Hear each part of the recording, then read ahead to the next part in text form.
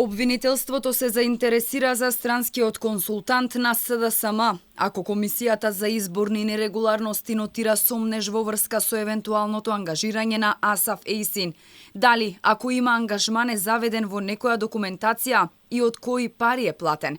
ОЈО ќе постапи согласно своите надлежности. Од обвинителството за Алфа велат дека ги следат сите информации кои досега беа пласирани во јавност. Сите информации ги следиме и ќе ги доставиме до комисијата што следи изборни нерегуларности, доколку тие утврдат неправилности. Обвинителството ќе постапи согласно своите надлежности. Од финансиската полиција се уште нема одговор.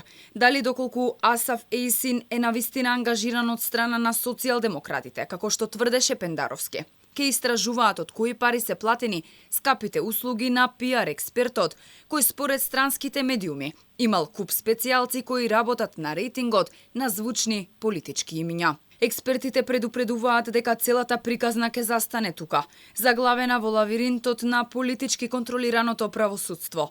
Не се очекува институционална разврска на случајот. Институциите нема да истражат ништо, нема да се занимаваат со овој случај. Тоа мислам дека е сосема јасно. Друго е прашањето дали треба. Меѓутоа, кај нас ништо не функционира, така што и ова нема да функционира. Иако би било добро за пред јавноста да се даде отчет за тоа во кој степен е ангажиран тој странски консултант и кој го плаќа.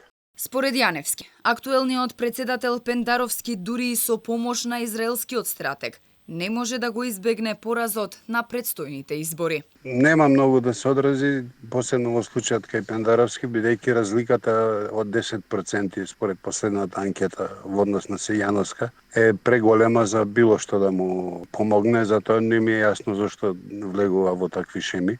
Тој го помина безлично 5-годишниот мандат, така да што и да каже во кампањата нема многу да му помогне. Од кабинетот на Стево Пендаровски денеска нема каква било реакција по вчерашната изјава на лидерот на СДСМ Димитар Ковачевски, дека не знае што зборува неговиот председателски кандидат и дека во пиар тимот на социјалдемократите нема израелци.